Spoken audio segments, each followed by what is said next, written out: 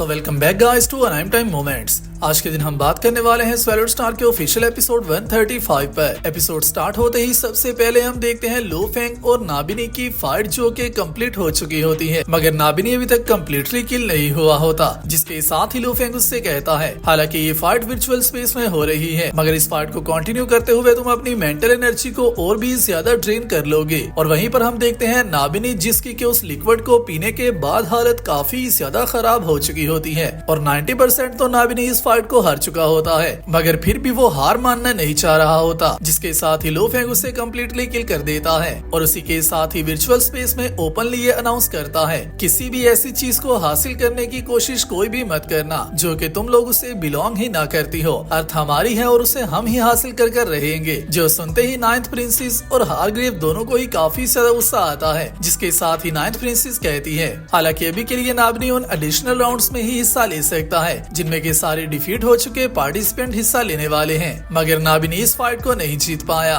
और उसी के साथ साथ दोबारा से नाबिनी को सारे डिफीट हो चुके पार्टिसिपेंट में से हिस्सा लेकर उन सबको हरा कर दोबारा से वापस नॉमिनेशंस में आना होगा। जिसके साथ ही हम देखते हैं लो फेंग जैसे ही अपनी टीम के पास आता है तो ली शैन और होंग बहुत ज्यादा अमेज़ होते हैं। अगर तो तुम नेक्स्ट मैच को जीत जाते हो तो तुम मिल्की वे के सारे राइट्स को डायरेक्टली हासिल कर लोगे और तुम्हें कोई भी नहीं रोक पाएगा, मगर तुम्हारा नेक्स्ट ओपोनेंट रोंग जुन होने वाला है जो कि काफी ज्यादा पावरफुल और अमेजिंग फाइटर है। जब के वक्त मैंने इसके साथ फाइट की थी तो मुझे ऑलरेडी अपने और इसके दरमियान गैप मौजूद फील हो रहा था, क्योंकि रोंग जुन काफी ज्यादा पावरफुल है। जिसके साथ ही ली शैन भी कहता है रोंग जुन की एबिलिटीज बाकी के सारे पार्टिसिपेंट्स में काफी ज्यादा अमेजिंग है और मैं तो उसके एक अटैक का सामना भी नहीं था कर पाया। जिसके साथ ही एआई उसे बताता है अगर तो कॉम्बैट स्ट्रेंथ को देखा जाए और रोंग जुन के डाटा के थ्रू अगर इस बात की पॉसिबिलिटी निकाली जाए कि लो फेंग के रोंग जुन के सामने जीतने के कितने चांसेस मौजूद हैं, तो फिर लो फेंग के पास 0.02% चांसेस हैं कि वो इस मैच को जीत सकता है। मगर उसी के साथ ही बबाता कहती है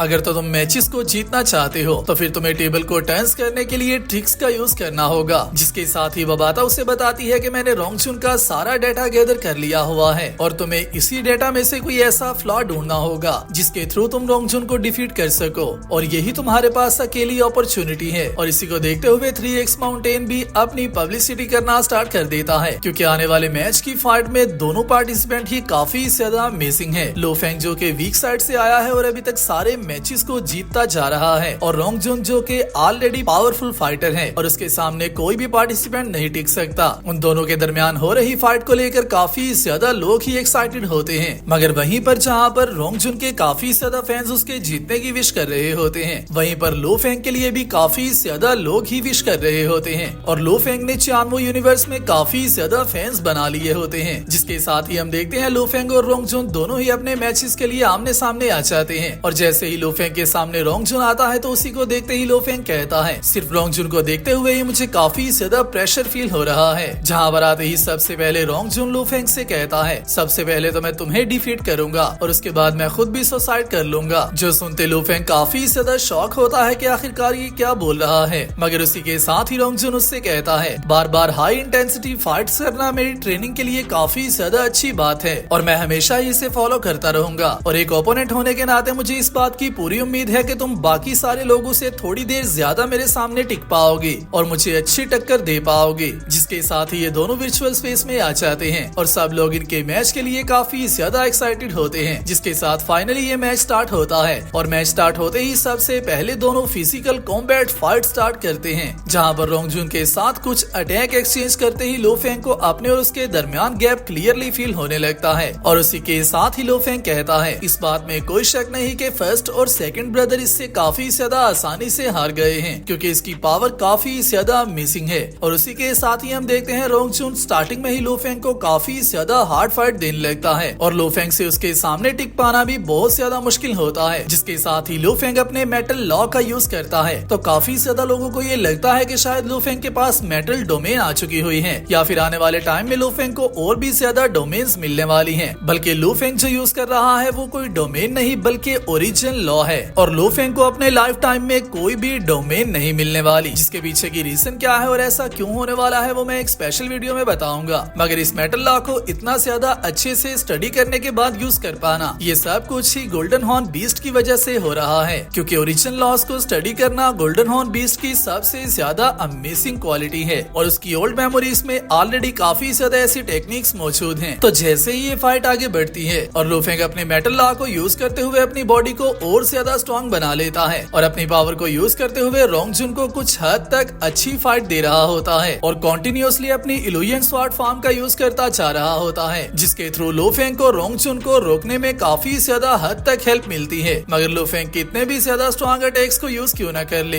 रोंगजुन उसके सारे अटैक्स को ही काउंटर कर रहा होता है, जिसको देखते ही यहाँ पर एक न्यू कैरेक्टर अपीयर होता है जो कि इस फाइट को आल्सो देख रहा होता है। और जहाँ तक मुझे लगता है इस कैरेक्टर का नाम बोलान है, जिसका फर्स्ट डेमियो में देखने को मिल चुका है और आने वाले टाइम में इसे भी बहुत अच्छा स्क्रीन टाइम मिलने वाला है। तो लो फेंग की इस हालत को देखकर ये कैरेक्टर कहता है लो फेंग की स्पिरिचुअल पावर काफी ज्यादा हद तक ड्रेन हो चुकी हुई है और अगर तो वो जल्दी से इस फाइट में कोई फ्लॉ न ढूंढ पाया तो वो रोंगजुन को नहीं हरा सकता। और वहीं पर हम देखते हैं लो फेंग जिसकी के इल्यूजन स्वॉर्ड फॉर्म को बहुत ज्यादा आसानी से रोंगजुन ने ब्रेक कर लिया होता है। लो फेंग को भी कुछ भी समझ नहीं आ रहा होता, जिसकी वजह से लो फेंग कहता है कि शायद से मुझे अपने ट्रम्प कार्ड को यूज करना होगा, जिसके साथ ही लो फेंग अपनी इल्यूजन स्वॉर्ड फॉर्म की सेकंड टेक्निक को लीश करता है, जिसको देखते ही इवन सब लोग शॉक रह जाते हैं। और इसी को देखते ही एआई कहता है लो फेंग सिर्फ स्टेलर लेवल 7 पर मौजूद है और स्टेलर लेवल 7 पर होते हुए आखिरकार वो दो इल्यूजन स्वॉर्ड फॉर्म्स को किस तरह से लीश कर पा रहा है, जिसके साथ ही बबाता बताती है वर्चुअल स्पेस में फाइट करते हुए सारे पार्टिसिपेंट्स का ही पावर लेवल सिर्फ स्टेलर लेवल 9 पर सेट हो चुका होता है, जिसकी वजह से लो फेंग इस बात का फायदा उठा रहा है। और उसी के साथ साथ सेकंड फॉर्म को लीश करने के बाद लो फेंग की पावर ही सिर्फ मल्टीप्लाई नहीं होती बल्कि उसकी इल्यूजन स्वॉर्ड फॉर्म और भी ज्यादा अच्छे टेक्टिकल चेंजेस में इन्वॉल्व हो जाती है। और इसी के साथ ही हम देखते हैं लो फेंग की ये टेक्निक काफी ज्यादा अमेजिंगली पावरफुल होती है, जिसके साथ ही दोबारा से ये फाइट स्टार्ट होती है। और उसी के साथ ही लो फेंग के वेपन की पावर काफी ज्यादा इंक्रीज हो जाती है, क्योंकि अभी के लिए लो फेंग रोंगजुन को और ज्यादा ब्लॉक करना स्टार्ट कर देता है और उसी के साथ ही फाइट करते हुए कहता है मुझे अपनी और रोंगजुन की फाइट में एक स्मॉल फ्लॉ नजर आ गया है। जैसे ही रोंगजुन हाई इंटेंसिटी अटैक करता है तो उसकी बॉडी के पीछे एक फ्लॉ मौजूद है, जिसका के फायदा मुझे उठाना होगा। जिसके साथ ही लो फेंग रोंगजुन पर दोबारा से अटैक करता है और जैसे ही रोंगजुन उस अटैक को रोक रहा होता है तो उसी के साथ ही लो फेंग अपनी छोटी नाइफ को काफी ज्यादा डिफरेंट पार्ट्स में डिवाइड कर देता है और उसके थ्रू रोंगजुन की बॉडी पर अटैक करता है और रोंगजुन को चारों साइड से घेर लेता है। और इसी के साथ ही रोंगजुन पर एक हैवी अटैक करने तो लगता है, मगर रोंगजुन भी इतनी आसानी से हारने वाला तो है नहीं, जिसकी वजह से रोंगजुन अपनी रियल पावर को लीश करता है जो कि अर्थ डोमेन की पावर होती है। तो रोंगजुन के पास अर्थ ओरिजिन लॉ मौजूद है, जिसके थ्रू वो अर्थ डोमेन को हासिल कर पाया हुआ है और अर्थ डोमेन को यूज कर सकता है, जिसके अंदर लो फेंग पर काफी ज्यादा हैवी प्रेशर आ रहा होता है। मगर उसके बाद भी लो फेंग अपनी दोनों इल्यूजन स्वॉर्ड फॉर्म्स को यूज करते हुए रोंगजुन पर वापस अटैक करता है। मगर इस डोमेन के बाद रोंगजुन अपनी नेक्स्ट टेक्निक को यूज करता है जो कि बॉडी क्लोन की होती है, जो अपने आप में ही काफी ज्यादा अमेजिंग और पावरफुल टेक्निक है, जहाँ पर रोंगजुन और उसका क्लोन दोनों ही एक जितनी पावर के साथ अपने ओपोनेंट पर अटैक कर सकते हैं। मगर क्या इसका यूज करते हुए भी रोंगजुन उसे हरा पाएगा या फिर नहीं, ये तो हमें नेक्स्ट पार्ट में ही देखना होगा। जिसके साथ ही हमारा पार्ट 1 यहीं पर कंप्लीट होता है और मैं मिलता हूँ आप सबसे नेक्स्ट वीडियो में। तब तक अपना और अपने प्यारों का ख्याल रखियो।